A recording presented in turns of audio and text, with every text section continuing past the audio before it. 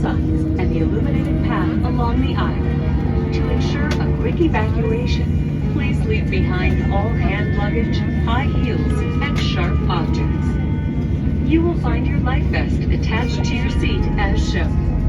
If needed, slip it over your head, attach the straps, and tighten it. When you reach the exit, inflate your life jacket by pulling the red toggles, or by blowing into the tube. Hayatta her an Miles Smiles'la yeni bir heyecan. Dünyayı Türk Hava Yolları yolcu programı Miles Smiles'la keşfedin.